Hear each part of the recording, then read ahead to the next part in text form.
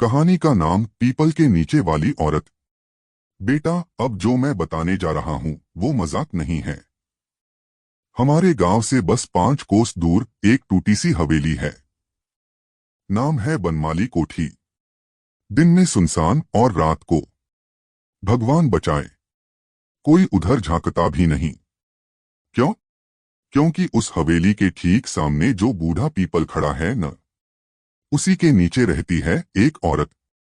परतों में लिपटी झुकी हुई, आंखें नहीं दिखती, बस चोटियों से ढका चेहरा।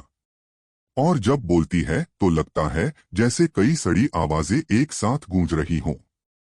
कहानी शुरू होती है रमेश से। रमेश हमारे पड़ोस के गांव का छोरा। हिम्मती तो बहुत था पर अक्ल थोड़ी कम। दोस्तों ने शर्त लगाई, जा रात के ठीक 12 बजे पीपल के नीचे दिया जला के दिखा, और वापस आ गया तो माने। रमेश बोला, मैं डरता नहीं। औरत वौरत सब मन का वहम है। वो रात थी भादों की अमावस्या। चारों तरफ धुंध और पत्तों की सरसराहट, जैसे कोई कान में फुसफुसा रहा हो। रात के 12:05 रमेश पहुंचा हवेली के सामने। पीपल के नीचे दिया जलाया और बोला, देखो, मैं तो जलाकर आ भी गया। पर तभी पीछे से आई एक सरसराहट, सिसकती हुई हंसी। उसने मुड़कर देखा, कोई नहीं। पर असली खेल तो अब शुरू हुआ। अगले दिन रमेश वापस तो आया, पर चुप था। मुंह से एक शब्द नहीं। आंखें लाल, शरीर कांपता हुआ। सबने पूछा, क्या देखा तूने?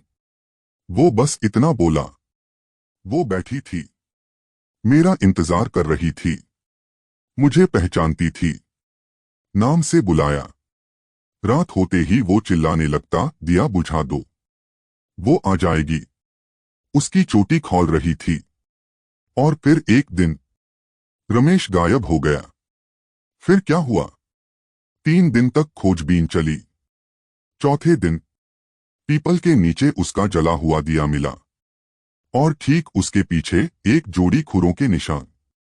इंसान के पैर जैसे नहीं थे वो। औरत की चोटी के बाल वही लिपटे हुए थे, मिट्टी में। उसके बाद बनमाली कोठी के पास कोई नहीं जाता अब।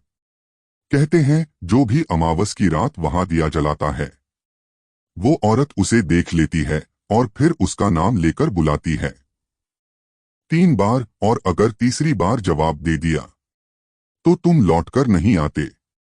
एक आखिरी बात याद रखना, अगर कभी रात के वक्त पीपल के नीचे किसी औरत की सिसकती हंसी सुनाई दे, या कोई कहे, बेटा दिया जलाएगा मेरे लिए, तो कभी मुड़कर मत देखना, क्योंकि वो तुम्हारा नाम जानती है और तुम अब उसकी बारी हो।